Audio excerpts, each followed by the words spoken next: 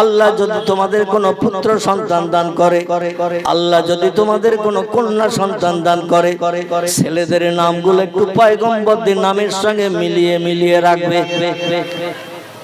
আল্লাহ যদি তোমাদের কোনো কন্যা সন্তান দান করে, বলুন সুবহানাল্লাহ। সাহাবীরা বলেন ইয়া রাসূলুল্লাহ, ওল মডেলের যুগের পয়গম্বরের বিবিদের নামের সঙ্গে তাদের কন্যাদের নামের সঙ্গে দাউদ নবী, সুলাইমান নবী, মুসা নবী, হারুন নবী, এভাবে যত নবী এসেছে পৃথিবীতে হাজার হাজার বছর আগে, ওই হাজার হাজার বছর আগের ওল মডেলের নবীদের নামের সঙ্গে এই নিউ মডেলের যুগের ছেলে মেয়েদের নাম রাখলে লাভ কি হবে? নবীর বিবিদের নামের সঙ্গে মেয়েদের নাম রাখলে কি লাভ হবে?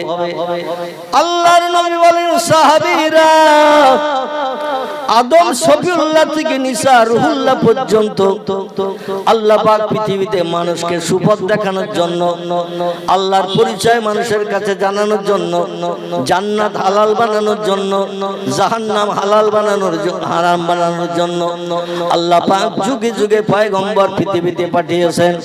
এই পয়গম্বরের সংখ্যা কম বেশি তাফসীর কারকেরা তাফসীরে মাফাতিহুল গায়ব, তাফসীরে মাজিদ, তাফসীরে রুহুল বায়ান, তাফসীরে ইবনে কাসির, তাফসীরে জালালাইন, তাফসীরে কামালাইন, তাফসীরে কাশফ, তাফসীরে বায়ানুল কোরআন, তাফসীরে মাওজিহুল কোরআন, বিখ্যাত বিখ্যাত কোরআনের তাফসীরের ভিতরে লেখকেরা লিপিবদ্ধ করেছেন আল্লাহ পাক পৃথিবীতে মানুষকে সুপথ দেখানোর জন্য, মানুষকে মানুষ বানানোর জন্য পয়গম্বর পাঠিয়েছিলেন 1,00,000 মোতাবেক 2,24,000। জোরে বলুন একটু সুবহানাল্লাহ। কতটা? 1,00,000 মোতাবেক 2,24,000 পয়গম্বর আল্লাহ যুগে যুগে পৃথিবীতে পাঠিয়েছেন আল্লাহর পরিচয় মানুষের কাছে দেওয়ার জন্য। আল্লাহ যে একজন স্রষ্টা মালিক আছে, এই পরিচয়টা পয়গম্বরেরা সে যুগে অতীতকালে মানুষের কাছে দিতেন। মানুষ যখন আগুনকে পূজা করত, পানিকে পূজা করত, গাছকে পূজা করত, পাথরকে পূজা করত, মাটিকে পূজা করত, স্রষ্টা হিসাবে মান্যতা দিয়ে এই সমস্ত সৃষ্টির কাছে মাথা নত করত আর বলতো, ও আমার প্রভু, আমার রব পাথর গো, ও মাটি গো, সূর্য গো, চাঁদ গো, ও পানি গো, আমার জীবনে দুঃখ দুর্দশা নিবারণ করো। তাদের সামনে গড় হয়ে বসে সেজদা করত। পয়গম্বর এসে বললেন, সৃষ্টি কোনোদিন স্রষ্টা হতে পারে না। যাদের কাছে মাথা নত করছো তারা হলো সব আল্লাহর সৃষ্টি, আর সৃষ্টি বানিয়েছেন যিনি, তিনি হলেন স্রষ্টা। খলাকাস সামাওয়াতি আল আরদ, আকাশে যা কিছু আছে, দুনিয়ার জমিনে যা কিছু আছে, সব সৃষ্টি বানিয়েছেন কে? জোরে বলেন। সব সৃষ্টি বানিয়েছেন তিনি, আমাদেরও মালিক যিনি, ঠিক কিনা? এই মালিকের পরিচয় পয়গম্বরেরা মানুষের কাছে দিয়েছেন। এদের সংখ্যা তাফসীর কারকে লেখকেরা লিখেছেন 1,00,000 মোতাবেক 2,24,000 পয়গম্বর। আমার ভাইরা, এই পয়গম্বরেরা যুগে যুগে দিনের দাওয়াত দিয়ে পৃথিবী থেকে বিদায় হয়ে কবরস্থ হয়ে গেছেন। সর্বশেষ পয়গম্বর আগমন হয়েছে এখান থেকে 1450 বছর আগে। কতদিন বললাম? এখান থেকে 1450 বছর আগে সর্বশেষ পয়গম্বর মহামানবের আগমন হয়েছে। তার নাম হলো মুহাম্মদ রাসূলুল্লাহ। আল্লাহ কোরআনের সূরা আহজাবের ভিতরে তথ্য কোট করে দিয়ে বলছেন, ও খাতামান নবিয়্যিন, আমার মুহাম্মদ রাসূলুল্লাহর পরে দুনিয়া যতদিন ধ্বংস না হবে, পশ্চিম দিকে যতদিন সূর্য উদয় না হবে, ততদিন পর্যন্ত পৃথিবীতে আর কোন পয়গম্বরের আগমন হবে না। জোরে বলুন একটু সুবহানাল্লাহ। সেই পয়গম্বর বলছেন, লা ইয়াদখুলুল জান্নাহ, আমি মুহাম্মদ অত সময় পর্যন্ত বেহেশতে ঢুকবো না, জান্নাতের সুখ উপভোগ করব না, হুর গেলেমানদের নিয়ে জান্নাতের ভিতরে আনন্দ ফুর্তি করব না, হাত্তা ইয়াতাকে ওয়াইখুরিজু মিনান নার, জাহান্নামের আগুন থেকে ওই লোকটাকে যত সময় টেনে বার করে আল্লাহর জান্নাতে অ্যাডমিশন না করাবো, জান্নাতে না ঢুকিয়ে দেব, তত সময় পর্যন্ত আমি মুহাম্মদ আল্লাহর জান্নাতের সুখ উপভোগ করব না। সাহাবীরা বলে ইয়া রাসূলুল্লাহ কোন লোকটাকে বার করবেন? নবী বলেন ইখরুজু মিনান নারে মান ক্বালা লা ইলাহা ইল্লাল্লাহু মুহাম্মাদুর রাসূলুল্লাহ। যে লোকটি তার জবান দিয়ে ঠোঁট নেড়ে জিভের মাধ্যম দিয়ে একটা বার মাত্র পড়বে, আরশ কুরসি লৌহে মাহফুজের আরশ কুরসিতে আল্লাহ পাক যে নামটা লিপিবদ্ধ করে রেখেছেন দুইজন ব্যক্তির নাম। কজনের বলেন? দুইজন ব্যক্তির নাম আরশ কুরসির উপরে লিপিবদ্ধ আছে। 1,00,000 মোতাবেক 2,24,000 পয়গম্বর যারা পৃথিবীতে নবী আম্বিয়া হয়ে এসেছেন, কারো নাম আল্লাহ আরশ কুরসিতে লিখে রাখে নাই, এখনো নাই, ভবিষ্যতেও লিখবেন না। জোরে বলুন একটু সুবহানাল্লাহ। কিয়ামত পর্যন্ত একজন ব্যক্তির নাম আল্লাহ নিজের নামের সঙ্গে আরশ কুরসিতে লিপিবদ্ধ করে রেখেছেন। সেটি আমাদের হলো ঈমানদার মুমিন হিসাবে বিবেচনা হওয়ার জন্য, বিবেচিত হওয়ার জন্য আল্লাহ আমাদের জন্য ওটা কলেমা করে পাঠিয়ে দিয়েছেন। জোরে বলুন একটু সুবহানাল্লাহ। সেটি হলো, সকলে আমার সঙ্গে একটু গলা ছেড়ে মোহাব্বতের সঙ্গে পড়ুন। আগামীকাল সকালবেলা ঘুম নাও ভাঙতে পারে, ঠিক কিনা? বিবি বাচ্চা নিয়ে বিছানার শয়নসজ্জায় যখন খেয়ে দিয়ে রাতের বেলা শুয়ে পড়বো, সকালবেলা ঘুম ভাঙবে।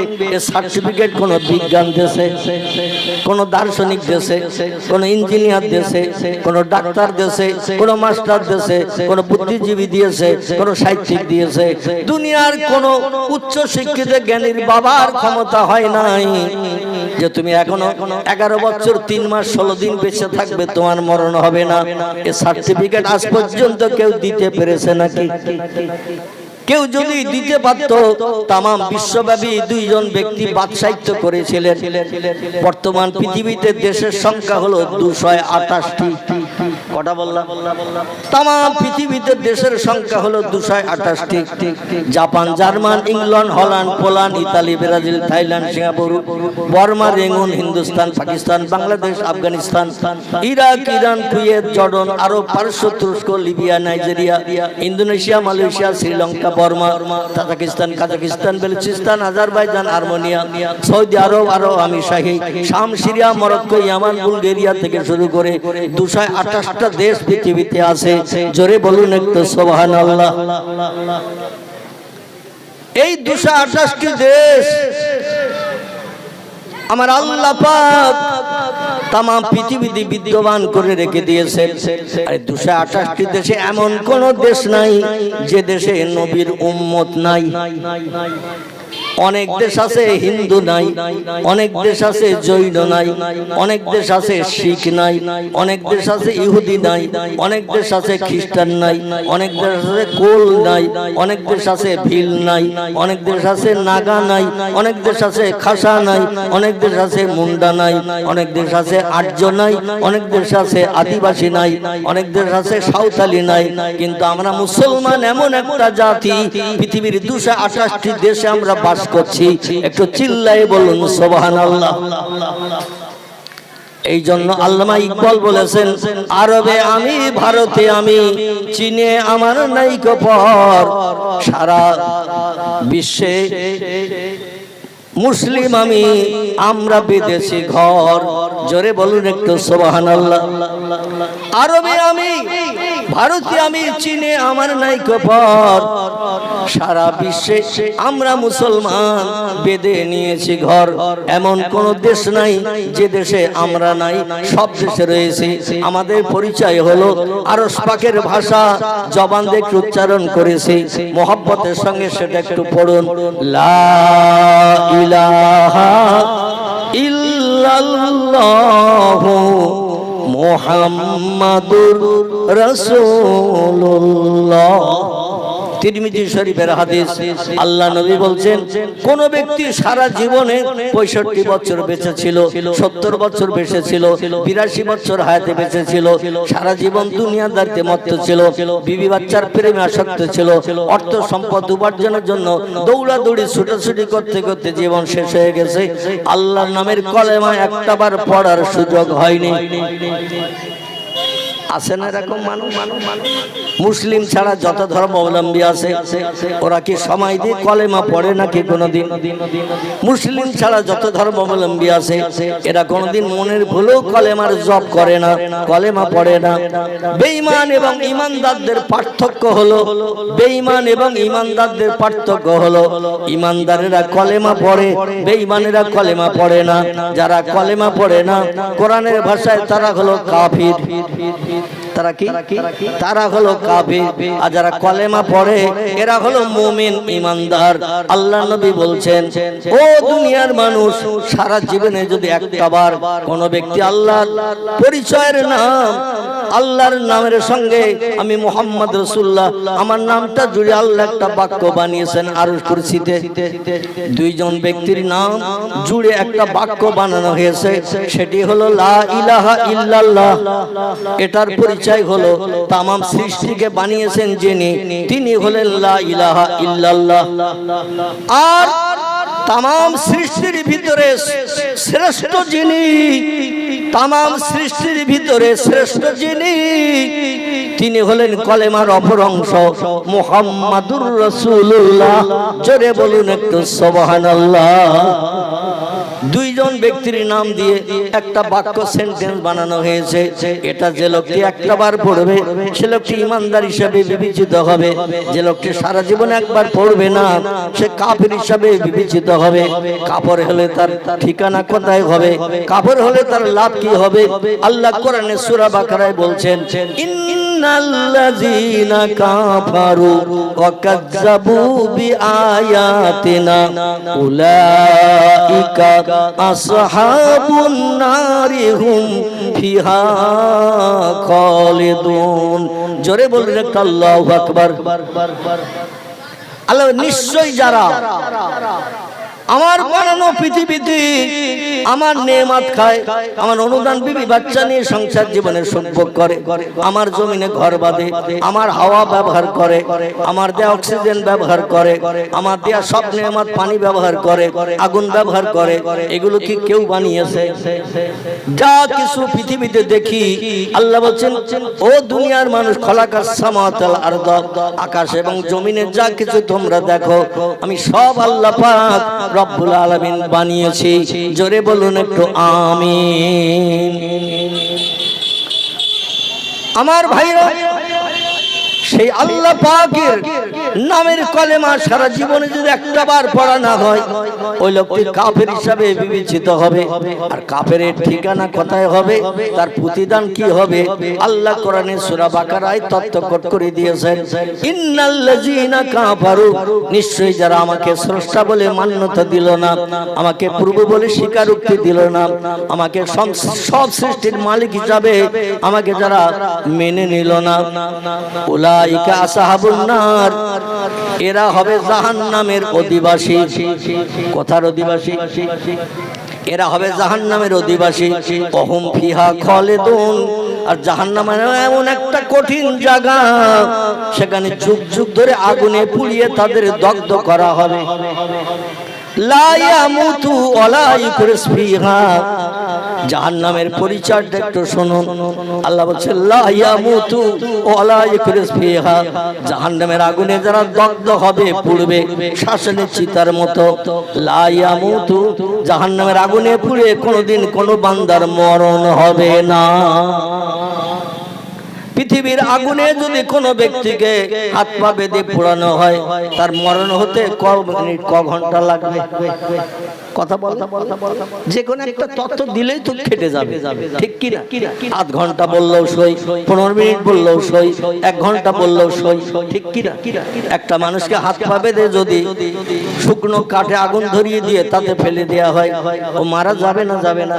আচ্ছা, মরণের পরে ওই মরা দেহের উপরে আবার যদি পেট্রোল লাগিয়ে দেন, কেরোসিন দেন, ডিজেল দেন, দিয়ে ফের আবার যদি আগুন ধরিয়ে দেন, জিন্দাবস্থায় মরণের সময় যে কষ্ট হয়েছিল আগুনে পুড়ে, মরণের পর পেট্রোল ডিজেল কেরোসিন দিয়ে আবার যদি জ্বালান, ও কি কষ্ট অনুভব করবে? ও কি বলবে বাঁচাও বাঁচাও?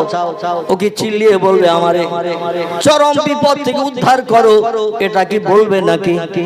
কারণ ওর প্রাণ নাশ হয়ে গেছে, মরণের পর আগুনে ফেলে আবার পোড়ানো হচ্ছে। যেমন হিন্দু ভাইদের ধর্মীয় বিধান হলো মরণের পর শ্মশানের চিতায় পোড়ানো। আচ্ছা, বেঁচে থাকা অবস্থায় হাত পা বেঁধে ছেলেরা আপনজন পাড়া প্রতিবাসী শ্মশানের চিতায় যদি পোড়াতে নিয়ে যায়, কেউ যাবে?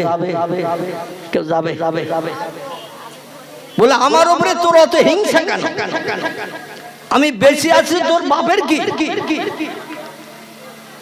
আমি 107 বছর বেশি আছি, আরো 20 বছর বাঁচবো, আমার এখানে শ্মশানের চিতায় পুড়াবি? কোন মানুষ জিন্দাবস্থায় পুড়তে চাইবে না, তাই মরণের পরে তারে নিয়ে যাওয়া হয় শ্মশানের চিতায় পুড়াতে। কারণ পুড়ালে সে কোনো প্রতিবাদ করতে পারবে না, প্রতিবাদ করতে পারবে না। আবার আগুনে যখন পুড়ানো হবে, ও চিল্লাবে না, হাউতাস করবে না, বাঁচাও বাঁচাও করবে না। মরে যাচ্ছি মরে যাচ্ছি আগুনে পুড়ে, আমি কঠিন বিপদের মাঝখানে পড়েছি, আমার উদ্ধার করো, বাঁচাও, বলবে না কে? কেউ? আল্লাহ বলছেন দুনিয়ার আগুনের ধারণা যেন করিও না। ও পৃথিবীর মানুষ, পৃথিবীর এই যে আগুন তোমরা ব্যবহার করে রান্না বান্না করো, বিভিন্ন কাজে ব্যবহার করো, পার্টস গুলো আগুনে পুড়িয়ে পুড়িয়ে তরল নরম করে বিভিন্ন শ্বাসে ফেলে দিয়ে যন্ত্র মেশিন বানাও, সব আগুনের মাধ্যম দিয়ে পোড়ানো হয়। কাঁচ পোড়ানো হয়, লোহা পুড়িয়ে গালানো হয়। যে কোনো শ্বাসে ফেলে দিলে দেখবেন আস্তে আস্তে ঠান্ডা হলে জীবনে একটা পার্টস যন্ত্র তৈরি হয়ে যায়। আল্লাহ বলছেন পৃথিবীর আগুনের ক্রিয়া হলো জাহান্নামের আগুনের থেকে 69 গুণ বেশি কঠিন। কত গুণ? আল্লাহ পাক যে আগুন বানালেন, এই আগুনটাকে 70 ভাগে ভাগ করলেন। 70 ভাগে ভাগ করে একটা ভাগ থেকে কিঞ্চিত আগুন আল্লাহ পাহাড়ের পাথরের উপরে নিক্ষেপ করেছিলেন। আদম সবিল্লাহকে বলেছিলেন, আদম রে, রান্না বান্না করে যদি জান্নাতি নাজ নেয়ামতের মতো দুনিয়ায় খেতে চাও, জান্নাতে তো রান্না বান্না খাবার খেতে, ফল ফুল খেতে, টেস্টফুল আস্বাদ পেতে, দুনিয়ার জমিনে যে রান্না করার সুযোগ পাচ্ছ না, গাছের ফল ফুল তোমরা কেবল পেড়ে পেড়ে খাচ্ছ, কারণ রান্না করতে গেলে আগুনের দরকার। তাই আমার কাছে দাবি করো, আল্লাহ একটু আগুনের ব্যবস্থা করে দাও। আল্লাহ বলেন জাহান্নামের আগুনটাকে 70 ভাগে ভাগ করো জিবরিল। 70 ভাগে ভাগ করে একটা ভাগের থেকে কিঞ্চিত নিয়ে পৃথিবীর পাহাড়ের পাথরের উপরে নিক্ষেপ করো। আর আদমকে বলে দাও, ওই পাথরের উপরে আগুন নিক্ষেপ করার পরে আদমকে বলে দাও, দুটো পাথর নিয়ে আদম যখন ঘষাঘষি করবে, চকমকি আগুন বেরিয়ে যাবে। ওই আগুন যে কোনো শুকনো কাঠে তুলায় যে কোনো জিনিসে দিলে দেখবেন দাউ দাউ করে আগুন জ্বলবে। জাহান্নামের আগুনের থেকে 69 গুণ লোয়ার কোয়ালিটির আগুন হলো দুনিয়ার আগুন। এই আগুনে হাত পা বেঁধে ফেলে দিলে চিল্লাবে, বাঁচাবে, বাঁচাও বাঁচাও করবে না, করবে না। মরার পরে আর কিছু বলবে না, কারণ দেহ থেকে প্রাণ বেরিয়ে গেছে, মৃত্যুর আযাব বুঝতে পারবে না। আল্লাহ বলেন কবরে যেন এই ধারণা করে এসো না, ও বান্দিরা, বান্দা বান্দিরা, ওয়ালা তামুতুন্না ইল্লা ওয়া আনতুম মুসলিমুন, অত সময় পর্যন্ত যেন মৃত্যুবরণ করো না। তোমরা দেহ থেকে প্রাণ বার করে নিও না, বা দেহ থেকে প্রাণ বিসর্জন আজরাইলের হাতে দিও না। ইল্লা ওয়া আনতুম মুসলিমুন, ঈমানদার কলেমাধারী মুমিন যত সময় তোমরা না হবে, তত সময় যেন মরণ বরণ করে কবরে এসো না। কবরে আসলে 9টা ধানের চাল খটা কিন্তু দেখিয়ে দেয়া হবে।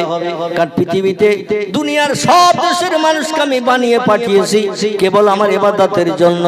ওমা খলাকতুল জিন্না ওয়াল ইনসা ইল্লা লিয়াবুদুন। জোরে বলুন আল্লাহু আকবার। ও মানুষ, আমি তোমাদের কি উপলক্ষ্য করি? আমার সুজলা সুফলা শস্য শ্যামলা এই সুন্দর দৃশ্যধারী পৃথিবীতে কি জন্য তোমাদের পাঠিয়েছি? একটা বার কি খোঁজ নিয়েছো, দেখেছো? শুনে নাও, জেনে রেখে দাও। আমার কোরআনে তত্ত্ব কোট করে দিলাম, দুনিয়ায় তোমাদের পাঠিয়েছি মায়ের উদর থেকে জন্মগ্রহণ করিয়ে দুনিয়ার সুখ ভোগ করার জন্য শুধু পাঠাই নাই, বরং পৃথিবীতে পাঠিয়েছি একটা মাত্র উদ্দেশ্য নিয়ে আমি আল্লাহ, সেটা হলো আমার ইবাদত করতে হবে। তাই জোরে বলুন সুবহানাল্লাহ। এখন আমরা ইবাদত করি তো করি হাতে গোনা শতকরা 5 জন 7 জন 10 জন আমরা হাতে গোনা 5 ওয়াক্ত নামাজ পড়ি। কিছু মুসলমান আছে সপ্তাহে একদিন শিবলি সাহেবের মতো খেজুর গাছ কাটতে মসজিদে যায়। আমাদের দেশে শীতকালে খেজুর গাছ কাটে না রস পাওয়ার জন্য, শিবলিরা সপ্তাহে একদিন করে যায় খেজুর গাছ কাটে। দেখবেন জিরেন রস, টাটকা ভালো রস, যে রস জ্বালালে পাটালি হয়। আচ্ছা একদিনের পরের দিনের ওই রস জ্বালালেও পাটালি হবে তো? কথা বলে একদিনের পরের রস, আচ্ছা 3 দিনের দিন জ্বালালে ও পাঠালি হবে তো? ও নিম ঝরা দিতে হবে না? হবে না। আল্লাহ বলেন সপ্তাহে একদিন যাচ্ছ মসজিদে জুমার দিন, আর সারা সপ্তাহ তোমার নামগন্ধ নাই, ও বান্দা তুমি নিম ঝরা মালের মতো হবে। চিল্লাই বলুন একটু নাউজুবিল্লাহ। আর দৈনন্দিন যদি মসজিদে হাজির দাও, মসজিদে আযান ধ্বনি দিয়েছে আল্লাহু আকবার, আল্লাহু আকবার, আল্লাহ মহান, আল্লাহ শ্রেষ্ঠ, আল্লাহ বড়, এই কণ্ঠের আওয়াজ যখন তোমার কানে শুনিয়ে দিয়েছে, এই কথাটা সত্য না মিথ্যা? সত্য যদি হয় তাহলে তাড়াতাড়ি ব্যবসা বাণিজ্য ছেড়ে দাও, দোকানের শাটার লাগিয়ে দাও। ও আমার বান্দা বান্দিরা, 4 বার ছেড়ে দাও, বিবি বাচ্চার মায়া ছাড়ো, গল্প গুজবে লাথি মারো, মসজিদে চলে এসো, জামাতে শরীক হও।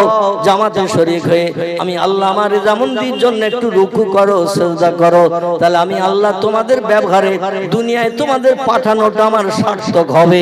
জোরে বলুন একটু সুবহানাল্লাহ। আর আমার ইবাদত যদি করো, আমার হুকুম যদি তামিল করো, আমার হুকুমের মান্যতা যদি তোমরা দাও, তাহলে তোমাদের প্রতিদান কি হবে শোনো।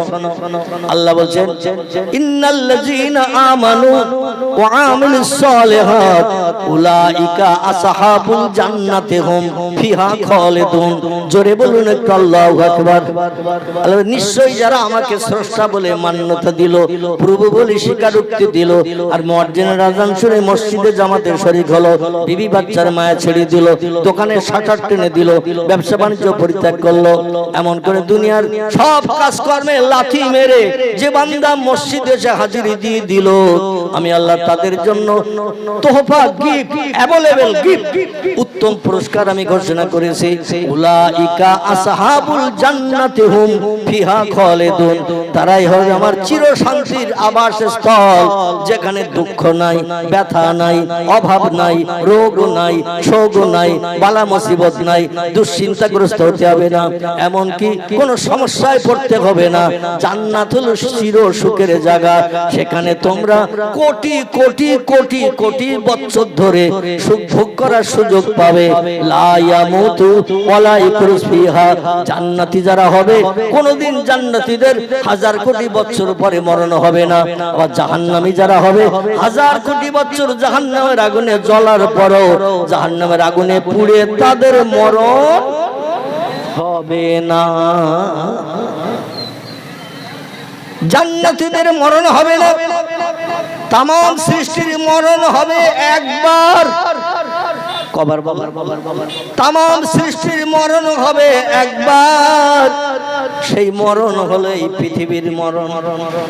বাঘ, ভাল্লুক, হাতি, সিংহ, গন্ডার, ইঁদুর, কুকুর, বিড়াল, সাপ, বিচ্ছু, ব্যাঙ, মাছি, মশা, পিপিলিকা, কীট পতঙ্গ, জীব জন্তু, যা কিছু চোখে দেখি, যা কিছু চোখে দেখতে পাই না, দূরবীক্ষণ যন্ত্র চোখে না লাগালে অনেক কিছু চোখে ধরা পড়ে না। যা কিছু দেখতে পাও, যা কিছু চোখে দেখতে পাও না, আমি আল্লাহ পাক সব সৃষ্টির মরণ ঘটাবো একবার। কোরআনের সূরা বাকারা আমার আল্লাহ বলেন কাইফা তাকফুরুনা বিল্লাহি ওয়া কুনতুম আমওয়াতা ফাহিয়াকুম সুম্মা ইউমিতুকুম সুম্মা ইহয়িকুম সুম্মা ইলাইহি তুরজাউন। গলা ছেড়ে বলুন আল্লাহু আকবার। অসুবিধা হচ্ছে না তো? আমি এই একঘেয়ে কিসসা কাহিনী বলে সময় নষ্ট করতে চাই না। আর যে মজলিসে কোরআন ও হাদিস তেলাওয়াত করা না হয়, হাদিস শরীফ, কোরআন শরীফ যে মজলিসে পাঠ করা না হয়, ও মজলিসটা হলো শুকনো মজলিস।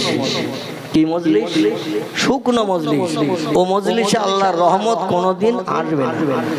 ও মজলিসে আল্লাহর দয়া করুণা কোনোদিন আসবে না, কারণ আল্লাহ বলছেন আমার কোরআন যেখানে তেলাওয়াত হয় ফাস্তামিউ লাহু, একাগ্র চিত্তে শ্রবণ করো, অনসিতু মজলিসের সৌন্দর্য রক্ষার্থে চুপটি করে বসে থাকো, কারণ লাআল্লাকুম তুরহামুন, আমার সত্যবাণী কোরআন তেলাওয়াত হয় যেখানে সেই মজলিসে আমি আল্লাহ আমার রহমত বর্ষণ করি।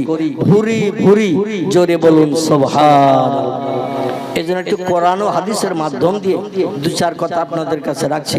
পরবর্তী বক্তা আমার পরপরই আপনাদের সঙ্গে চারি চক্কের মিলন ঘটাবেন। বিশেষ করে হুগলি জেলার মায়াপুর থেকে আগত জনাব পীরজাদা হুজুর কেবলা, তিনি আসবেন। আমার অসুস্থতার কারণে আমার বাড়িতেও তিনি দেখা করতে এসেছিলেন। সেই হুগলি জেলা মায়াপুর থেকে আমার সঙ্গে সাক্ষাৎ করতে এসেছিলেন। আমি যখন 3 বছরের মতো অসুস্থ ঘর বেড়ে হয়েছিলাম। কম বেশি আপনারা জানেন আল্লাহ পাক লক্ষ লক্ষ মানুষের চোখের পানিতে, লক্ষ লক্ষ মানুষের হাতের দোয়া আল্লাহ কবুল করে এই মরা রোগীকে আপনাদের সামনে আবার চেয়ারে বসার সুযোগ করে দিয়েছে। আমার গ্রামের 95% লোকের ধারণা ছিল মৌলভী আর বাঁচবে না, কারণ এমন কঠিন রোগ। আমার পূর্ববর্তী বক্তা সম্ভবত আপনাদের ইমাম সাহেব হবে, আমার আগে যিনি ওয়াজ করছিলেন উনি বলছিলেন একটু রোগাক্রান্ত হয়েছিলেন, কিন্তু আমি সীমিত রোগাক্রান্ত হই না, কঠিন পৃথিবীতে 2টি রোগ বড় কঠিন রোগ। একটি রোগের নাম হলো ক্যান্সার। কি নাম? ক্যান্সার। ইংরেজিতে বলা হয়েছে এর নেই কোনো অ্যান্সার। ক্যান্সার রোগ হলে মরণ অবশ্যম্ভাবী। 1000 কেমো দেন, ডাক্তার দেখান, অপারেশন করে, ও 2-5 বছর পরে আবার রোগ কেটে ওঠে। একেবারে বৃদ্ধ বয়স পর্যন্ত ক্যান্সার রোগী বাঁচে। তোদের জায়গা নেই, এখানে এসে ঝামেলা করতেছে। এই কমিটির ছেলেরা এদের একটু সরাও। ক্যান্সার হলে এর অ্যান্সার নেই, উত্তর নেই, ওষুধ নেই, কিছুই নেই। বিজ্ঞানীরা থাতানি দিয়ে হাজারো রকম কেমো টেমো এটা ওটা বানিয়েছেন, কিন্তু কেমো দিল মরণের দিন পর্যন্ত, বুড়ো বয়স পর্যন্ত বাঁচে না, ও আবার ওই রোগে আক্রান্ত হয়ে মৃত্যুবরণ করে। আর একটা রোগ হলো কঠিন রোগ, যে রোগটা আল্লাহ আমি অধম আমাকে দিয়েছিলেন। আমার রোগটা ছিল কিডনি খারাপ। কি খারাপ? কিডনি। আমার এই পেটের 2টি কিডনি ড্যামেজ হয়ে গিয়েছিল। পেশাব হতো না, 24 ঘন্টায় 2 থেকে 3 ফোঁটা পেশাব হতো। খুব জোর চাপ দিলে 2 থেকে 3 ফোঁটা পেশাব হতো। আর সারাদিন যা পানি খেতাম সব দেহের ভিতরে জমে যেত।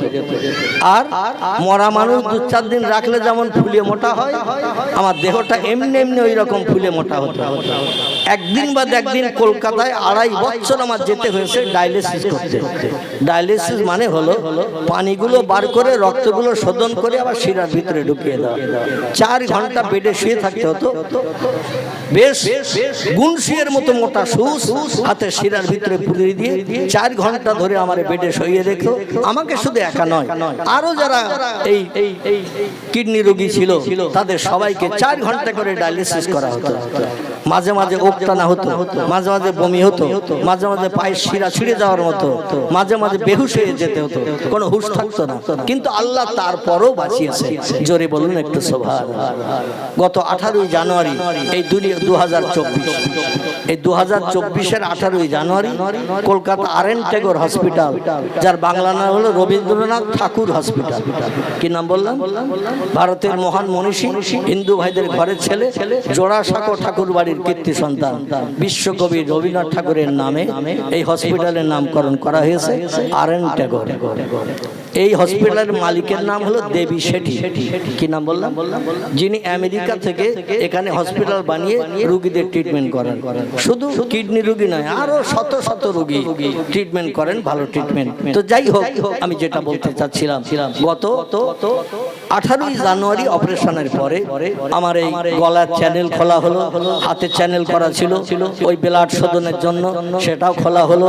আমার এই বুকে চ্যানেল করা ছিল, সেটাও খুলে দিয়ে আল্লাহ পাক এখন আপনাদের সঙ্গে চারি চক্ষের মিলন ঘটানোর সুযোগ দিয়েছে। অপারেশনের পরও 6 মাস আমাকে এক ঘরে থাকতে হয়েছে।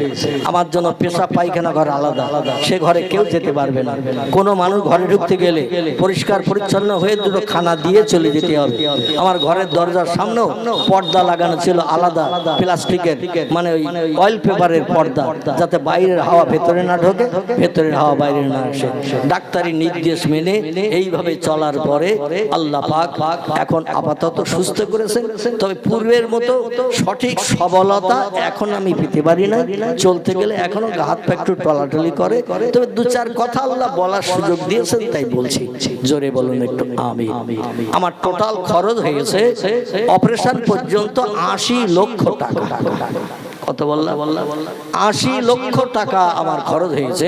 অপারেশনের পরে খরচ হয়েছে সেটা ওই হিসাবের ভিতরে নয়, সেটা আলাদা। তো যাই হোক, 2.5 বিঘার মতো জমি বেচেছি, 4 চাকা গাড়ি একটা ছিল বেচেছি। আমার শ্বশুর দিয়েছে 6 লাখ, ছোট ছেলের শ্বশুর দিয়ে 6 লাখ, ভাগনা ভাগ্নেরা বোনেরা আপনজন বন্ধু বান্ধব, এই আপনাদের মতো সহৃদয় বন্ধু ফেসবুকের মাধ্যম দিয়ে আমার অ্যাকাউন্টে হাজার হাজার টাকা, 10 টাকা থেকে শুরু করে 100, 200, 500, 1000, 2000 এইভাবে দিয়ে অধমকে অন্তত ট্রিটমেন্টের সুযোগ করেছেন। যেদিন অপারেশন হবে তার আগের দিন আমার 21 লক্ষ টাকা এককালীন জমা দিতে হয়েছিল অপারেশনের জন্য। যাই হোক, কঠিন বিপদ আল্লাহ যেন কারো না দেয়। সকলে বললেন আমিন। কারণ এই রোগে আক্রান্ত হলে একেবারে মরণ অবশ্যম্ভাবী। কারণ এত টাকা জোগাড় হবে না আর অপারেশন হবে না। আশেপাশে যারা কিডনি রোগে আক্রান্ত দেখবেন 2-1 বছরের ভিতরে পটল তুলে কবরে চলে গেছে। তবে হাজার হাজার মানুষের চোখের পানি আল্লাহ কবুল করার কারণে এই কঠিন রোগীকে আল্লাহ পাক আবার একটু হায়াত ফিরিয়ে দিয়ে সুস্থতা করিয়েছেন। নবীজি সাল্লাল্লাহু আলাইহি ওয়াসাল্লাম বলছেন, আত-তাকদীরু লা ইয়ারুদ্দু ইল্লা বিদুআইন। রে সাহাবীরা,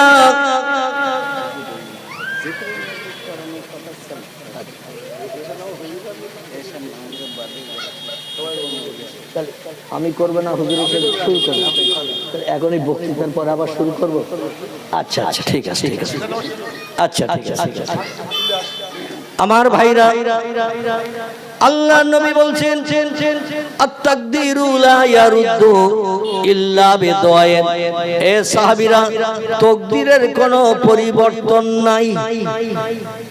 তিরমিজি শরীফের হাদিস, আল্লাহ নবী সাল্লাল্লাহু আলাইহি ওয়াসাল্লাম জানাচ্ছেন, কোন মানুষ মায়ের উদর থেকে পৃথিবীতে যখন জন্ম নেয়, তার জন্মগ্রহণ করার 40,000 বছর আগে আল্লাহ তার তাকদীর লিপিবদ্ধ করে পৃথিবীতে পাঠায়।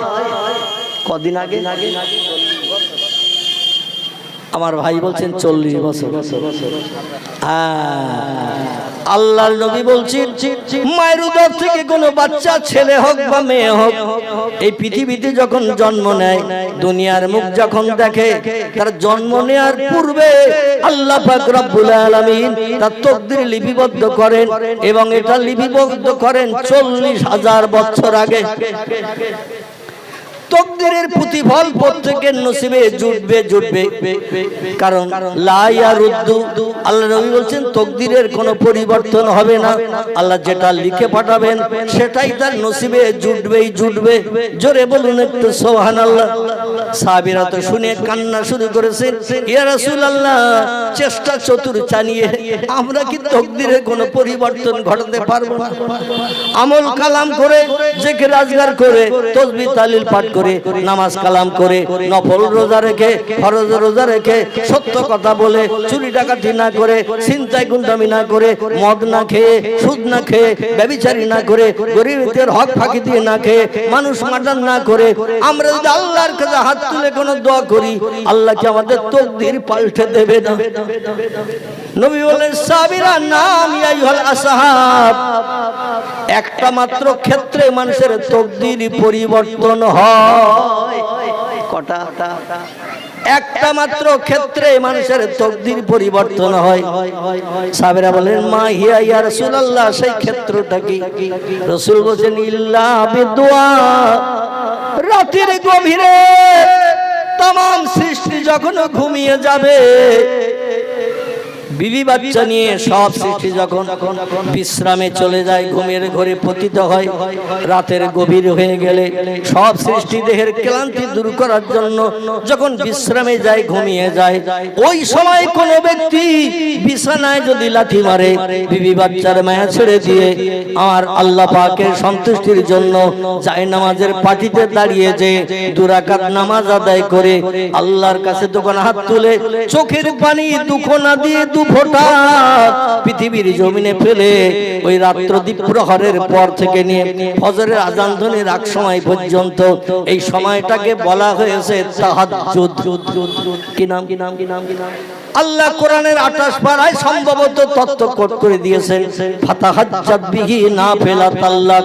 জোরে বলুন একটু সুবহানাল্লাহ। আল্লাহ বলেন, ও বান্দা বান্দীরা, আমাকে যদি রাজি করতে চাও, জীবনের সুখ শান্তি আমার মাধ্যম দিয়ে যদি মিটাতে চাও, প্রধানের কাছে যদি যেতে না চাও, মেম্বারের কাছে যদি যেতে না চাও, এমএলএ এর খোঁজ খবর যদি নিতে না চাও, কারো কাছে দরখাস্ত দিতে না চাও, কোনো বন্ধুর কাছে যদি সমস্যা জানাতে না চাও, আমি আল্লাহ আমার কাছ থেকে যদি সমস্যার সমাধান পেতে চাও, রাতের গভীরে একটু জায়নামাজে দাঁড়িয়ে যাও, একটু তাহাজ্জুদের নামাজ আদায় করো। আল্লাহ নবী হাদিস শরীফে জানিয়েছেন, সিয়ামুন নাহার ও কিয়ামুল লাইল। জোরে বলুন একটু সুবহানাল্লাহ। সিয়ামুন নাহার মানে দিনের বেলা দাঁতে কিছু না কেটে অনাহারা থাকা, এরে বলা হয় সিয়ামুন নাহার। আর কিয়ামুল লাইল রাতের গভীরে সব সৃষ্টি যখন ঘুমিয়ে যাবে, কোন বান্দা বিবি বাচ্চার মায়া ছেড়ে দিয়ে শান্তির সজ্জা বিছানায় লাথি মেরে দুনিয়ার আয়েশারাম পরিত্যাগ করে জায়নামাজে দাঁড়িয়ে আল্লাহর কোরআন শরীফের তেলাওয়াত করে রুকু সিজদার মাধ্যম দিয়ে বান্দা যখন ডাইনে বামে সালাম ফিরিয়ে নামাজ শেষ করে দিয়ে আমার কাছে হাত তুলে যখন কিছু চাইবে, উদউনি, ও বান্দা কিছু চাওয়ার থাকলে আমার কাছে চাও, আস্তাজিব লাকুম, তোমাদের দোয়া দাবি কবুল করে জীবনের সব সুখ শান্তি মিটিয়ে মুখে হাসি ফুটাবো আমি। আমার ভাইরা যদি বলেন হটিস্টিক ডগমে, আমার কর্তৃপক্ষ ভাইরা একটু আমাকে এই বক্তৃতা শেষ অঙ্কের দিকে আপনাদের একটু জিকিরের কথা বলেছেন, এজন্য আমি শেষের দিকে 2-5 মিনিট 7 মিনিট একটু আল্লাহর নামে জিকির করব। কারণ আল্লাহর নামে স্মরণ না করলে লোকটাকে তো পাক্কা মুমিন ইমানদার হতে পারে না। আপনারা সকলে আল্লাহর নামে স্মরণ করতে রাজি আছেন না নাই? যদি রাজি থাকেন, আচ্ছা, যেখানে বল খেলা হয়, 2 দলের খেলোয়াড়রা 11 জন করে 22 জন কিংবা 9 জন করে 18 জন, খেলা শুরুর আগে কলেমা শরীফ কবার পড়ে খেলা শুরু করে। আচ্ছা, যেখানে ক্যারাম বোর্ড খেলা হয়, 4 জন ঘোড়ার মতো চারদিকে দাঁড়িয়ে এধারে গুটি ওধারে, ওধারে গুটি এধারে, এইবার শুধু গুড়ুম গাড়াম অ্যাকশন করে না। ওদের ট্রেনিং হলো ঘোড়ার মতো। ঘোড়া যেমন দাঁড়িয়ে খায়, দাঁড়িয়ে ঘুমায়, দাঁড়িয়ে পেশাব, দাঁড়িয়ে পায়খানা, ক্যারাম বোর্ড যারা খেলে এদের খেলাটা যত সময় চলে ঘোড়ার মতো দাঁড়িয়ে দাঁড়িয়ে অ্যাকশন। আচ্ছা, ক্যারাম বোর্ড খেলার সময় কেউ কি বলে 10 বার দরুদ শরীফ, আল্লাহর নামের একত্ববাদের ভাষা কলেমা শরীফ 7 বার পড়ে নাও, তারপরে খেলা শুরু করি। আমার ভাইরা, দুনিয়ায় যত নাচ গানের মজলিস আছে, যত নাচ গানের মজলিস আছে, ভিডিও আছে, এমন করে সিনেমা আছে, যাত্রা আছে, থিয়েটার আছে, সেখানে কবার দরুদ শরীফ পড়ে শুরু করা হয়? কোন জায়গায় পড়া হয় না। আল্লাহ নামের একত্ববাদের ভাষা পড়া হয় এই বেহেশতের বাগানে। জোরে বলুন একটু সুবহানাল্লাহ। চার দোকান আব্দুল করিম চাচা, আব্দুর রহিম দাদা যখন বসে দেখবেন শুধু রাজনীতির গল্প। ঠিক বললাম না? রাজনীতির গল্প, নিজেদের সংসার যাপনের গল্প, চাষবাসের গল্প, ব্যবসার গল্প করতে করতে 1-1.5 ঘন্টা পেরিয়ে যায়, কিন্তু একটা বার চার দোকানে 1.5 ঘন্টা বসে থাকা অবস্থায় একটা বারও কি কলেমা শরীফ পড়ার সুযোগ পেয়েছি? পাই নাই। দুর্ভাগ্য আমাদের। আমার ভাইরা, আল্লাহ নামের একত্ববাদের ভাষা যারা বেশি বেশি করে জপ করে, নবী বলছেন, মান কানা লিল্লাহ, যে লোকটি আল্লাহর আপন হয়ে যায়, কানা আল্লাহু লাহু, আল্লাহ তার আপন হয়ে যায়। মান কানা লিল্লাহ, যে লোকটি আল্লাহর আপন হয়ে যায়, কানাল্লাহু লাহু, আল্লাহ তার আপন হয়ে যায়।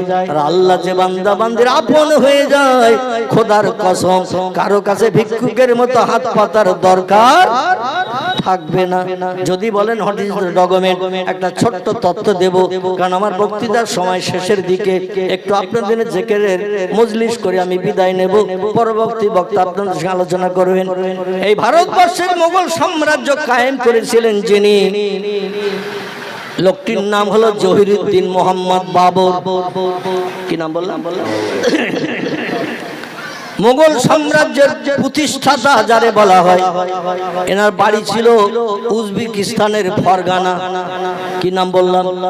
এনার বাড়ি ছিল উজবেকিস্তান বলে একটি দেশ, ওই দেশের ফরগানা প্রান্তরে ওনার বাড়ি ছিল। ওখান থেকে ভারতবর্ষের রাজ সিংহাসনে বসার জন্য উৎসুক হয়ে তিনি সেনা পাঠিয়ে দিয়েছিলেন, ভারতের সৈন্যদের সঙ্গে মোকাবেলা করে ভারতের রাজ সিংহাসন কেড়ে নিয়ে রাজত্ব করার।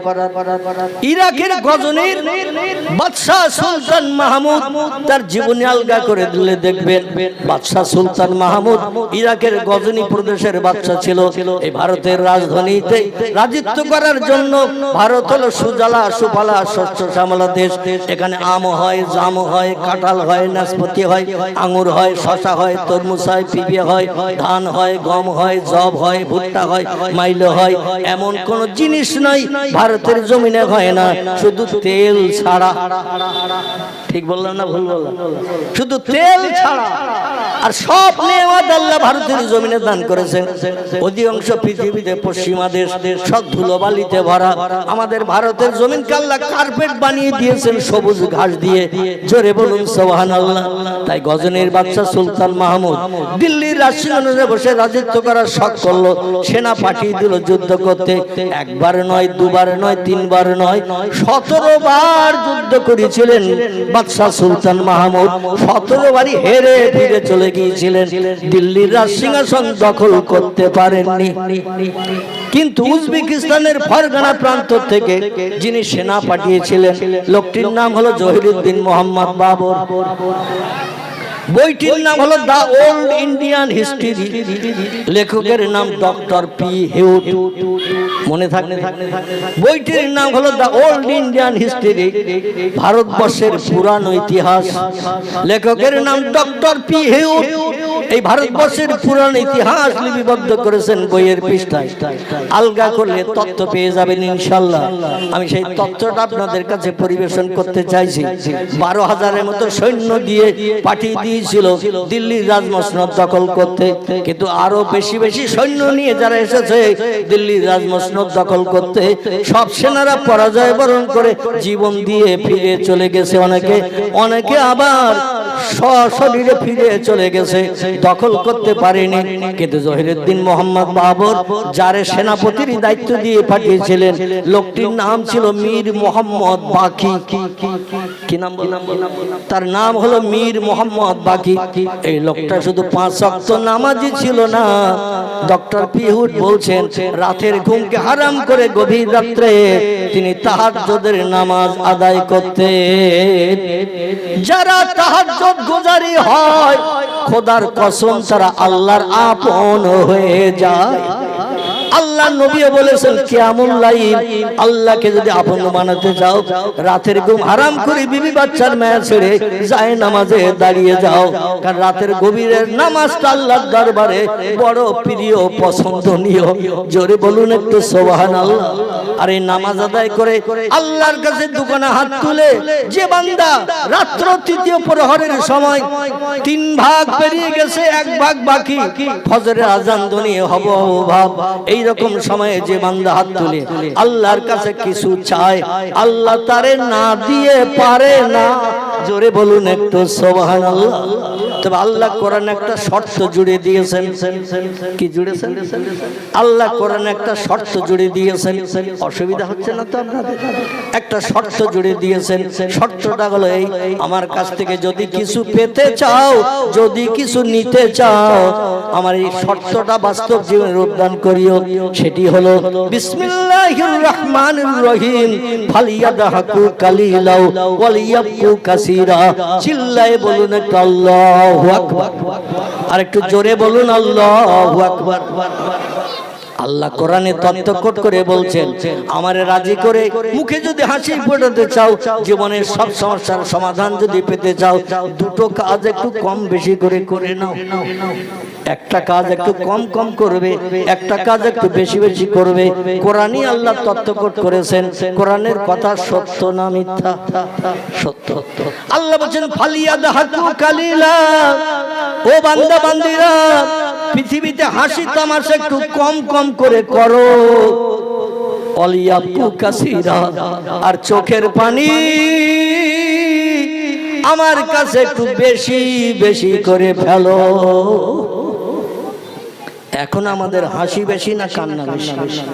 কথা বলে হাসি বেশি। আর হাসি বেশি হওয়ার মূল একটি কারণ হলো পকেটে আছে এই বড় বড় যন্ত্র মেশিন। কি নাম বলুন? কি নাম? আল্লাহু আকবার। সব কি এতেকাবের নিয়ত করে আছেন নাকি? এখন প্রতিটি পকেটে হাত দিলেও মাল পাওয়া যাবে না? মুরারিশা চৌমাথার বাজার করতে যাচ্ছেন, মোবাইল মেশিন কিন্তু ছাড়েননি, কিন্তু বাজারে যেয়ে মাল কিনে পকেটে হাত দিয়েছেন, পয়সা তো আনা হয়নি। এরকম ভুল হয় না? হয় না? টাকা আনা হয়নি তো মাল কিনছি, দাম দিতে হবে, পকেটে হাত দিয়ে দেখে পয়সা নেই।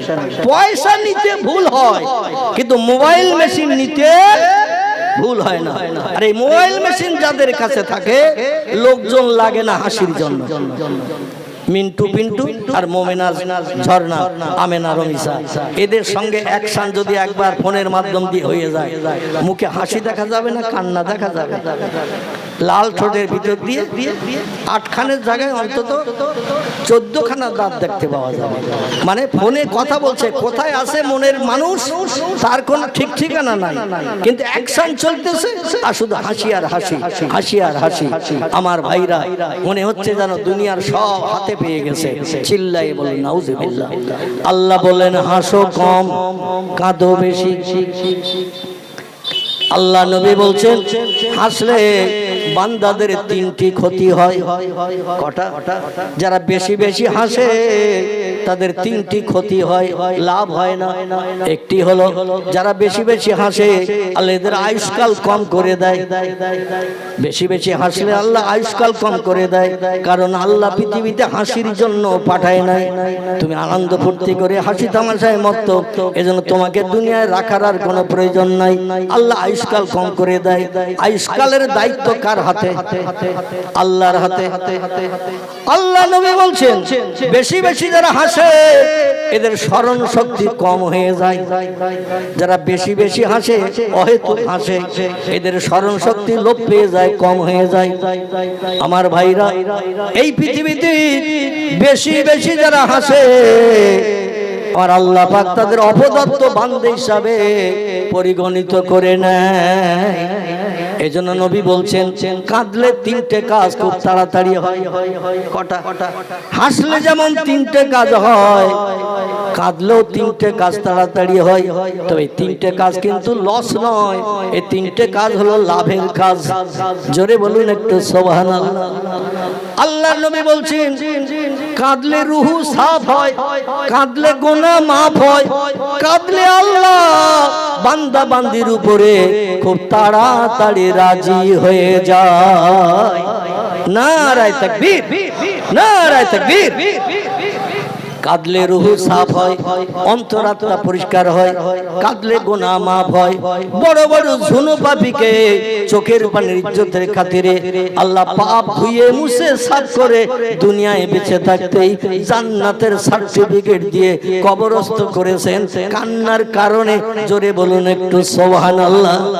এদের কারো নাম হযরতে ওমর, কারো নাম হযরতে আব্বাস, কারো নাম হযরতে আবু সুফিয়ান, আর বেশি নাম বলবো না। এরা ছিল ঝুনো পাপী, নবীর শত্রু, ইসলামের দুঃশত্রু, কোরআনের শত্রু ছিল পৃথিবীতে। কিন্তু কলেমা পড়ে মুসলমান হওয়ার পরে জীবনের পূর্ব জীবনের পাপের কথা স্মরণ করে কত মদ খেয়েছে, কত সুদের ব্যবসা করেছে, কত মানুষের মাল কেড়ে খেয়েছে, কত মানুষের প্রাণনাশ করেছে, কত বাচ্চাদের মাটির তলায় কবরস্থ করেছে। আমাদের পাপগুলো যদি দাড়ি পাল্লার একদিকে চাপানো হয় আর ওহদ পাহাড় যদি আরেকদিকে চাপানো হয়, আমাদের পাপের দিকে দিকে মণিকাটা ঝুঁকে যাবে, তারাই তথ্য দিয়েছে, জোরে বলুন আমিন।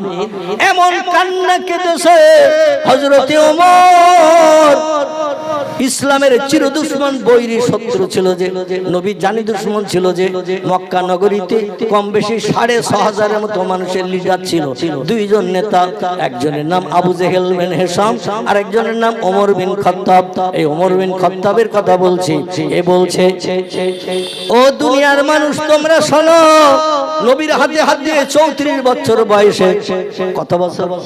34 বছর বয়সে কালেমা পড়ে যখন মুসলমান হলাম, পূর্ব জীবনের পাপের কথা চিন্তা করে আল্লাহ সিজদায় যখন পতিত হতাম, চোখের পানিতে বুক ভাসাতাম, আল্লাহ আমার চোখের পানি এমন পছন্দ করে নিয়েছে, দুনিয়ায় বেঁচে থাকতে আমার জান্নাতের সার্টিফিকেট দিয়েছে। শুধু তাই নয়, ইতিহাস আলগা করে দেখেন, পয়গম্বর মুহাম্মদ রাসূলুল্লাহর কবরের পাশে কিয়ামত পর্যন্ত ওমর শোয়ার জায়গা পেয়েছে। আমি আপনি যদি বলি এ সৌদি আরবের মানুষ, এ মদিনা দেশের মানুষ, আমার মরণের পর ঈসা নবীর কবরে একটা জায়গা নবীর পায়ের দিকে খালি আছে, আমার মরণ যদি হয়ে যায় মদিনা শরীফে হজ করতে উমরা করতে এসেছি, আমার কবরটা ওখানে দিও, সৌদিরা মেনে নেবে তো নাকি? বলে কোথাকার কানা পকড়া, কোথাকার পাগল, এখানে এসে ঈসা নবীর জায়গায় কবর হতে চাচ্ছিস? শেষ পর্যন্ত তোর জায়গা যদি জান্নাতুল বাকিতে না হয় তো তুই পাহাড়ের কিনারে রেখে দাও, ঠিক না ভুল? জান্নাতুল বাকিতেও তোর কবরের জায়গা হবে না। আমার ভাইরা এত কান্না কেঁদেছে, আল্লাহ পাক রব্বুল আলামিন তার চোখের পানি কবুল করে জীবনের গুনাহ পাপগুলো maaf করে দিয়ে আল্লাহ তাকে নবীর পাশে কিয়ামত পর্যন্ত কবরস্থ হয়ে শুয়ে থাকার সুযোগ দিয়েছেন। জোরে বলুন একটু সুবহানাল্লাহ। এই জন্য কাঁদলে রুহু সাফ হয়, অন্তরাত্মা পরিষ্কার হয়, কাঁদলে গুনাহ মাফ হয়। বড় বড় ঝনো পাবে কে? চোখের পানির ইজ্জতের খাতিরে আল্লাহ বেগুনাহ মাসুম বানিয়ে দিয়েছেন। কাঁদলে আল্লাহ বান্দা বান্দির উপরে খুব তাড়াতাড়ি রাজি হয়ে যায়।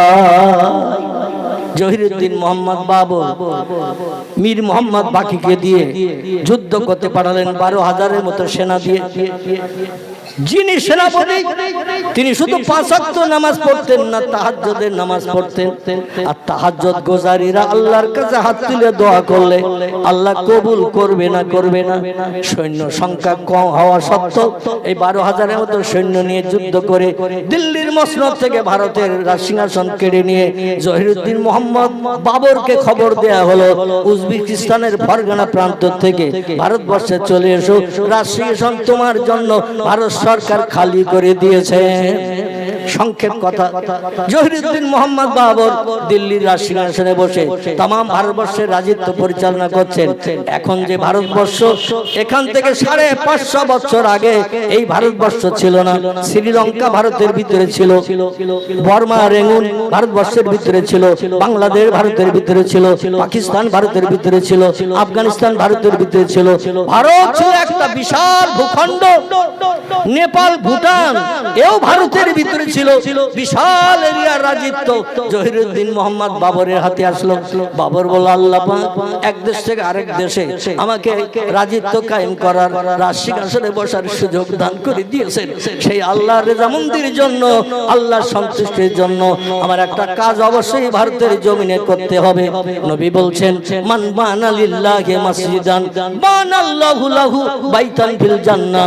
চিল্লায়ে বলুন একটা আল্লাহু আকবার। আল্লাহ নবী বলছেন, পৃথিবীর কোন ব্যক্তি আল্লাহর জামন্দির জন্য, খুশির জন্য একটা মসজিদ যদি বানিয়ে দিয়ে দেয়, টাকা পয়সা হালাল টাকা খরচ করে, ঘুষের টাকা নয়, সুদের টাকা নয়, মদ খাওয়ার টাকা নয়, ব্যভিচারী করার টাকা নয়, হালাল টাকা দিয়ে যদি মসজিদ বানিয়ে দেয়, বানাল্লাহু লাহু বাইতান ফিল জান্নাহ, আল্লাহ পাক খুশি সন্তুষ্ট হয়ে ওই ব্যক্তির জন্য আগাম জান্নাতের ভিতরে স্পেশাল সৌন্দর্য মণ্ডিত একটা ঘর আল্লাহ তার জন্য বরাদ্দ করে রেখে দেবে। আল্লাহ নবী বলছেন, মসজিদ তৈরিকারীরা যে জান্নাতের ভিতরে যাবে, ওই জান্নাতে অন্য কোন দলের মানুষ ঢুকতে পারবে না। তাই জহিরুদ্দিন মোহাম্মদ বাবর চিন্তা করলেন আল্লাহর রেজামন্দির জন্য, আল্লাহর ইবাদতের জন্য আমার একটা মসজিদ বানানোর দরকার। দিল্লি থেকে অনতি দূরে সূর্য নদীর কিনারায় নিজ হাতে করে একটা মসজিদ বানিয়ে দিয়েছিলেন মীর মোহাম্মদ বাকির হাত বরাবর। জোরে বলুন একটু সুবহানাল্লাহ। ইতিহাস এই সাক্ষ্য দেয়। বইটির নাম হলো দ্য ওল্ড ইন্ডিয়ান হিস্ট্রি, লেখকের নাম ডক্টর পি হুক। তিনি তত্ত্ব দিয়েছেন এখান থেকে 550 বছর আগের ঘটনা। মসজিদ বানালেন তিনি, যে মসজিদটির নাম বাবর নিজের নামে নামকরণ করে করলেন বাবরি মসজিদ। কি নাম? বাবরি মসজিদ নিজের নামে নামকরণ করেছেন। আল্লাহর পয়গম্বর মক্কা থেকে হিজরত করে মদিনায় যখন গেলেন, মদিনায় যে নবীজি নিজ হাতে করে একটা মসজিদ বানিয়েছিলেন। এই মসজিদটির নাম কি? আলহামদুলিল্লাহ, আমার ভাই সঠিক তথ্য দিয়েছেন। এই মসজিদটির নাম হলো মসজিদে নববী। নবী বানিয়েছেন, তাই নবীর নাম করে মসজিদের নাম হয়েছে নববী। জোরে বলুন সুবহানাল্লাহ। ওই রকম জহিরুদ্দিন মোহাম্মদ বাবর নিজ হাতে করে বানিয়েছিলেন বলে ওনার নিজের নাম দিয়ে মসজিদের নামকরণ করলেন বাবরি মসজিদ। কিন্তু একদল হিংসুকেরা, এমন করে উৎপর ব্যক্তিরা, হিংসুক ব্যক্তিরা, নির্যাতিত ব্যক্তিরা 1992 সালে ওই মসজিদটা শাবল গাইতে মেরে ভেঙে চুরমার করে দিয়ে জায়গা খালি করে সেখানে এখন রাম মন্দির বানানো হয়েছে না হয় নাই? ইতিহাস থেকে মসজিদ মুছে গেছে, কিন্তু আল্লাহর দরবারে মসজিদ আছে না নাই? এই বাবরি মসজিদ কিয়ামত পর্যন্ত থাকবে। আর এই মসজিদে যারা পূর্বে ইবাদত করেছে, মসজিদের যাত্রী সেজে পুলসিরাত পেরিয়ে জান্নাতের দরজায় তারা পৌঁছানোর সুযোগ পাবে। চিল্লায়ে বলুন একটু সুবহানাল্লাহ, নারায়ে তাকবীর। আমরা সংখ্যালঘু সংখ্যায় নগণ্য, যারা সংখ্যাগুরু জনসংখ্যায় বেশি, তারা মুসলমানদের উপর অত্যাচারের স্ট্রিম চালাচ্ছে। মুসলমান সহৃদয় ব্যক্তিরা কিছু জায়গা জমি মুসলমানদের কল্যাণের জন্য দান করেছেন, যাকে ওয়াকফ এস্টেট বলা হয়। কি বলা হয়? ওয়াকফ এস্টেট বলা হয়। এটা দান করেছে বড় বড় সহৃদয় মুসলিম আমার বাবাজিরা, ভাইয়েরা, তারা দান করেছেন, জায়গা জমি দিয়েছেন। বিবি ছিল কিন্তু বাচ্চা নাই, সন্তান নাই, ভবিষ্যতে কে ভোগ দখল করবে, তাই ওয়াকফে নামে লিখে দিয়ে দিয়েছে। মুসলমানেরা কিয়ামত পর্যন্ত আমার জায়গা জমি টাকা আমি ব্যাংক ব্যালেন্স করে গেলাম, মুসলমানদের বিপদে সাহায্য হবে, বিপদ উপকার করবে, রোগ শোকে তারা ব্যবহার করতে পারবে। এই জন্য ওয়াকফ এস্টেট করা হয়েছে। কিন্তু দিল্লির পার্লামেন্টে বসা দুইজন নেতা মুসলমানদের চক্ষু বেড়ে দেখতে পারে না। আর যত ধর্মাবলম্বীদের জায়গা জমি ওয়াকফ করা আছে তাদের নামে কোনো কথা নাই। মুসলমানদের জমি কেড়ে নিয়ে ওদের হস্তগত করতে হবে, এই নিয়ে তারা বিল পাস করার জন্য সচেষ্ট চালাচ্ছে। আল্লাহ যেন মুসলমানদের হেফাজত করেন, সকলে বলুন আমিন। জোরে বলুন আমিন। আল্লাহ যেন মুসলমানদের রহমত করেন, মুসলমানদের যেন এই কেসে জয়ী করিয়ে দেন। মুসলমানদের সম্পদ মুসলমানদের জন্য ব্যবহার হবে, মুসলমানদের সম্পদ মুসলমানদের বিপদে মুসিবতে সাহায্য করা হবে। এটা যেন কিয়ামত পর্যন্ত চালু থাকে। জোরে বলুন একটু সুবহানাল্লাহ। বাবরি মসজিদ বানানো হলো। জহিরুদ্দিন মোহাম্মদ বাবর দিল্লি থেকে মাঝে মাঝে ওই বাবরি মসজিদে নামাজ আদায় করতে যেতেন। কারণ আমি বানিয়েছি মসজিদ, আর আমি যদি না যাই তাহলে মসজিদের তো মর্যাদা রক্ষা হবে না, ঠিক কিনা? এই জন্য মাঝে মাঝে তিনি মসজিদে নামাজ পড়তে যেতেন। কিন্তু এক দুর্ঘটনা ঘটে গেল। আত-তাকদীরুল্লাহ ইয়ারুদ্দু, আল্লাহ নবী বলেন তাকদীরের পরিবর্তন নাই, একটা মাত্র ক্ষেত্রে তাকদীর পাল্টায়, ইল্লা বিদুআ। বান্দা যখন চোখের পানি ফেলে আল্লাহর কাছে হাত তুলে কেঁদে বলে আল্লাহ এই সমস্যার সমাধান করো, তাকদীর পরিবর্তন করো, আল্লাহ মুখে হাসি ফুটায় না, ফুটায় না। তার বাস্তব নজিরের তত্ত্বটা দিয়ে আমার বক্তব্য ইতি টানবে ইনশাআল্লাহ। আমার ভাইরা, জহিরুদ্দিন মোহাম্মদ বাবরের একটি মাত্র ছেলে ছিল, তার নাম ছিল হুমায়ুন। কি নাম বললাম? হুমায়ুন। হুমায়ুন এমন করে বাদশাহ বাবরের ছেলের নাম ছিল হুমায়ুন। এই হুমায়ুনের বয়স তখন 18 বছর। কত 18 বছর। 18 বছর হঠাৎ কঠিন রোগে আক্রান্ত হয়েছে, সোয়াসে রোগ, যে রোগে ওষুধপত্র থেকে না, ডাক্তার কবিরা ট্রিটমেন্ট করে কোনো উপকার করতে পারে না। যত দিন যায় 18 বছরের যুবক ছেলে বিছানা সজ্জায় শায়িত হয়ে যায়। এরকম ঘটনা আমাদের দেশেও ঘটে না? যুবক ছেলে এমন কঠিন রোগ হয়েছে, ওষুধ থেকে না, ডাক্তারেরা রোগ ধরতে পারে না, ঘটে না? ঘটে। আমার ভাইরা যতদিন যায় খাওয়া দাওয়া ছেড়ে দিয়েছে, রোগ সজ্জায় শায়িত, উঠে বসতে পারে না, টয়লেটে বাথরুমে যেতে পারে না, দেখতে দেখতে এমন জরাজীর্ণ হয়ে গেছে, মরণ ছাড়া আর উপায় নাই। বিভিন্ন দেশ বিদেশ থেকে জহিরুদ্দিন মোহাম্মদ বাবর ডাক্তার, কবিরাজ, হাকিম, বৈদ্য সব ডেকে এনে ট্রিটমেন্ট করাচ্ছে। কারণ আমার স্থলাভিষিক্ত হবে, যে আমার পরে রাজসিংহাসনে বসবে, যে সে আমার ছেলে, এই এমন করে হুমায়ুন। কিন্তু সে তো কঠিন রোগে আক্রান্ত, মৃত্যু শয্যায় শায়িত, শেষ পর্যন্ত বোধহয় মারাই যাবে। এই জন্য বাবর চিন্তা করলেন, ডাক্তার কবিরাজ দিয়ে যখন কাজ হলো না, হাকিম বৈদ্য দিয়ে কাজ হলো না, তাহলে কাজ করতে পারে কে? আমরা যেটা দেখতে পাই না সেটা দেখতে পায় কে? আমরা যেটা শুনতে পাই না সেটা শুনতে পায় কে? আমরা যে কাজ তাড়াতাড়ি করতে পারি না সেটা তাড়াতাড়ি সবার আগে করতে পারে কে? সেটা হলেন আল্লাহ সুবহানাহু ওয়া তাআলা। বাবর চিন্তা করলো, দুনিয়ার ডাক্তার, কবিরাজ, হাকিম, বৈদ্য সকল সব ফেল হয়ে গেল, আমি আল্লাহর কাছে একটু কামনা করি, আল্লাহর কাছে সাহায্য চাই। কিন্তু সাহায্য চেতে গেলে আগে একটু আল্লাহর রেজামন্দি করতে হবে।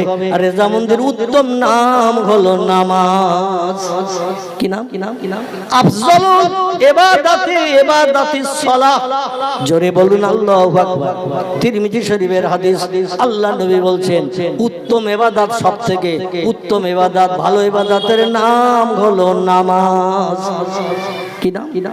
নামাজ। উনি চিন্তা নিলেন ফজরের নামাজ পড়তে। সেই জহিরুদ্দিন মোহাম্মদ বাবরের হাতে গড়া বাবরি মসজিদে সূর্য নদীর কিনারায় সেখানে চলে গেছেন নামাজ আদায় করতে। ভোরবেলা একটু নামাজ পড়বো, ছেলের জন্য আল্লাহর কাছে চোখের পানিতে বুক ভাসিয়ে একটু দোয়া কামনা করবো। বাজামাত ফজরের নামাজ আদায় করলেন, ইমাম সাহেব নামাজ পড়িয়ে দিল, সূরা কেরাত পাঠ করলো। বাবর ছেলের শোকে নামাজে দাঁড়িয়ে দাঁড়িয়ে চোখের পানিতে কাঁদে। ডাইনে বামে সালাম ফেরানো হয়ে গেল, নামাজ শেষ হয়ে গেল। মুসল্লিরা সব আপন আপন গৃহে কাজকর্মে ব্যস্ততার কারণে ফিরে চলে গেল। বাবর আর মসজিদ ছাড়ে না, মসজিদের এক কোণে বসে বসে আল্লাহর নামে জপ জিকির করছে, সুবহানাল্লাহ পড়ছে, আলহামদুলিল্লাহ পড়ছে, লা ইলাহা ইল্লাল্লাহ পড়ছে। আল্লাহর নামের যত জিকির আজকার তাসবিহ আছে মসজিদের কোণে বসে বসে পড়ছে। পূর্ব দিকে যখন লাল আভা দেখা দিয়েছে, সূর্য উদয় হব ভাব, আল্লাহর কোরআন পাকে জানিয়ে দিয়েছেন, সালামুন হিয়া হাত্তা মাতলাইল ফজর। জোরে বলুন একটু আল্লাহু আকবার। সূরা কদর। কি নাম? সূরা কদর। এই সূরা কদরে আল্লাহ জানিয়ে দিয়ে দিয়েছেন, আমার আসমানি রহমত পৃথিবীতে বান্দাদের জন্য ওই সময় পর্যন্ত বর্ষিত হয় যত সময় না পূর্ব দিকে সূর্য উদয় হয়। সূর্য উদয় হয়ে গেলে আমার রহমতের দরজা বন্ধ করে দেয়া হয়। এই সময়ে বাবর দোকানে হাত তুলে তাসবিহ তাহলিল পাঠ করে আল্লাহর দরবারে কাঁদে আর বলে, আল্লাহ তুমি তো সব জানো, আলিমুল গায়েব তুমি, সামিউল বাসির তুমি, যেমন তুমি দেখো তেমন তুমি শোনো। আল্লাহ গোপন খবর সব তুমি জানো, তোমার অগোচর তো কিছু নাই। আজ দিল্লির রাজমসনদ ছেড়ে এই সূর্য নদীর কিনারায় বাবরি মসজিদে নামাজ আদায় করতে এসেছি কেবল তোমার রেজামন্দি হাসিলের জন্য। জোরে বলুন একটু সুবহানাল্লাহ। ও আল্লাহ, আমার দাবি চোখের পানি কবুল করো। ছেলের শোকে শোকাহত আমার ছেলে বাবার সামনে মারা যাবে, বাপ কোনোদিন মেনে নিতে পারে না। ছেলের মরণ বাপ কোনোদিন মেনে নিতে পারে না। ভাইরা আমার, কিন্তু আল্লাহ যদি মরণ দেয় মেনে নিতে হবে না? হবে না। ও আল্লাহ, আমি কি করে দেখবো আমার ছেলের মরণ? কি করে আমার ছেলেকে কবরস্থ করব? আয় আল্লাহ, তবে তোমার নবী জানিয়েছেন তকদিরের কোনো পরিবর্তন নাই। যার ভাগ্যে আল্লাহ যেটা জন্মের আগে লিখে দেয় সেটাই তার নসিবে জুটে যায়। আমি বুঝতে পেরেছি এই রোগে আক্রান্ত হয়ে আমার ছেলের মরণ হবে। এই রোগে আক্রান্ত হয়ে আমার ছেলের মরণ হবে, কারণ ওষুধ ঝেঁকে না, ওষুধ ঝেঁকে না, ডাক্তার কবিরাজে কোনো কাজ হয় না। ও আল্লাহ, তবে চোখের পানি কবুল করে তুমি তকদির পরিবর্তন করো, তোমার নবী জানিয়ে দিয়েছেন। এই জন্য চোখের পানিতে বুক ভাসিয়ে আল্লাহ তোমার কাছে আমি দোয়া চাই, দাবি করি, আমার ছেলের হায়াতটা যদি ওই রোগে মরণ হয়, আল্লাহ ওই রোগটা তুমি আমারে দাও। কারে দাও? রোগটা আল্লাহ তুমি আমারে দাও, আর আমার যে বাকি হায়াত আছে জীবনে, ওই হায়াতটা আমার ছেলেরে তুমি দান করে দাও। আল্লাহ নবী বলছেন তিনটি দোয়া আল্লাহর দরবারে বিদ্যুতের মতো কবুল হয়। অন্য হাদিসে এসেছে আল্লাহ নবী বলছেন চারটি দোয়া বিদ্যুতের মতো আল্লাহর দরবারে কবুল হয়। এক নম্বরে দোয়া হলো, বাপ মা যদি সন্তানের জন্য কোনো দোয়া করে, আল্লাহ সে দোয়াটা বিদ্যুতের মতো কবুল করেন। দুই নম্বর, সন্তানেরা যদি পিতামাতার জন্য মরণের পর কবরকে সামনে রেখে কিছু দোয়া দরুদ শরীফ পাঠ করে, কোরআন শরীফের আয়াত সূরা তেলাওয়াত করে, দোকানে হাত তুলে বলে রব্বির হামহুমা কামা রব্বায়ানি সাগীরা। আল্লাহর নবী বলছেন ছেলেরা যদি বাপ মায়ের জন্য দোয়া করে, মৃত পিতামাতার জন্য, আল্লাহ বিদ্যুতের মতো দোয়া কবুল করেন। তিন নম্বরে দোয়া হলো, কোন সায়েল, কোন মুসাফির আল্লাহর কাছে হাত তুলে দোয়া করলে, মুসাফির ব্যক্তি ঘর বাড়ি ছেড়ে বিদেশে ট্যুর করতে, ভ্রমণ করতে গেছে, এই লোকটা যদি দোয়া করে, আল্লাহ দোয়া বিদ্যুতের মতো কবুল করেন। আর একটা দোয়া আল্লাহ বিদ্যুতের মতো কবুল করেন, কোন মজলুম ব্যক্তি, অত্যাচারিত ব্যক্তি, সারা পাড়ার মানুষ একদিকে, একটা লোক একদিকে, সারা পাড়ার মানুষ তার উপর অত্যাচার নির্যাতন করছে, এই পার্টি তুই করিস না কেন, আমরা সব এই পার্টি করি, তোর এই পার্টি করতে হবে, অন্যদের তোর উপর অত্যাচার নির্যাতন উৎপীড়ন হবে। বর্তমানে চলছে না, চলছে না আমার ভাইরা? এই রকম মজলুম ব্যক্তি চোখের পানি ফেলে আল্লাহর কাছে যদি দোয়া করে, আল্লাহ পাক মজলুমের চোখের পানি কবুল করে ওই এলাকায় আসমানি গজব নামিয়ে দিয়ে উচিত শিক্ষা দিয়ে দেয়। জোরে বলুন একটু সুবহানাল্লাহ। এই জন্য কোন অত্যাচারিত ব্যক্তির উপরে আমরা অত্যাচার করব না, আমার ভাইরা, মজলুম ব্যক্তির উপরে কোনো অত্যাচার করব না, বরং তাকে সাহায্য করার চেষ্টা করব। সকলে বলুন আমিন। জহিরুদ্দিন মোহাম্মদ বাবরের চোখের পানি আল্লাহর দরবারে কবুল হয়ে গেল। বাবর বলল, আল্লাহ ছেলের মরণ যদি এই রোগে তুমি তকদিরে লিখে রেখে থাকো, রোগ তো সারবে না, আল্লাহ ওই রোগটা তুমি আমারে দাও, আর আমার বাকি হায়াত যেটা রেখেছো, আমার হায়াতটা আমার ছেলেরে তুমি দিয়ে দাও। আল্লাহ পাক বাবরের চোখের পানি বাবরি মসজিদে কবুল করার কারণে মসজিদ থেকে নামাজ পড়ে দোয়া করে চোখের পানি মুছতে মুছতে বাড়ি এসেছে মাত্র 8 দিন। কদিন? ঐতিহাসিক ইতিহাসে লিখেছেন মাত্র 8টা দিন সময় আল্লাহ নিলেন। 8 দিনের মাথায় এই রোগাক্রান্ত একেবারে দুস্থ রোগী উঠতে বসতে পারে না, হুমায়ুন সুস্থ হয়ে ঠেলে উঠলো, আর বাবর ওই রোগে আক্রান্ত হয়ে দুনিয়ার জমিন থেকে বিদায় নিয়েছিলেন। জোরে বলুন একটু সুবহানাল্লাহ। ভারতের ইতিহাসে লিপিবদ্ধ হয়েছে দিল্লির রাজমসনদে সব থেকে কম বয়সের মানুষ যিনি বসেছিলেন তিনি হলেন হুমায়ুন। মাত্র 18 বছর বয়সে হুমায়ুন সারা ভারতবর্ষের রাষ্ট্রনেতা হয়েছিলেন।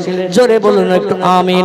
একটু মহব্বতে কলেমার জিকির, লা ইলাহা ইল্লাল্লাহ।